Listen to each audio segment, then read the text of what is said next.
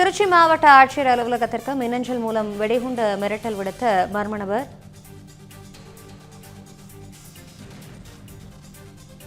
இது குறித்த கூடுதல் விவரங்களோடு நிகராக நமது செய்தியாளர் தீபன் முழு விவரம் என விரிவாக வழங்கலாம்.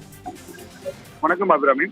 திருச்சி மாவட்ட ஆட்சியர் அலுவலகத்திற்கு மின்னஞ்சல் மூலமாக வெடிகுண்டு மிரட்டல் வந்தது பெரும் பரபரப்பை ஏற்படுத்தியுள்ளது.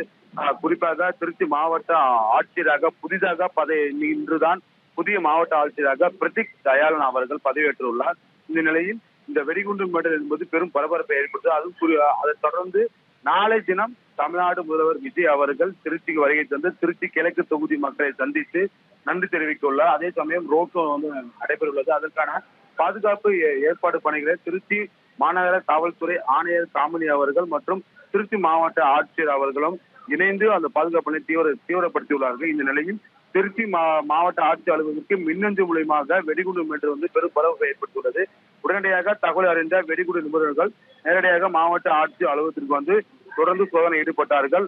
ஆனால் இதுவரை அந்த வெடிகுண்டு மிரட்டலுக்கான எந்த ஒரு அறிகுறியும் தெரியாததால் மீண்டும் இங்கிருந்து திரும்பி சென்றார்கள். மேலும் அந்த மின்னஞ்சல் மூலமாக யார் அந்த வெடிகுண்டு மிரட்டல் கடிதத்தை அனுப்பினார்கள் என்பது குறித்து போலீசார்கள் தீவிர விசாரணை ஈடுபட்டு வருகிறார்கள்.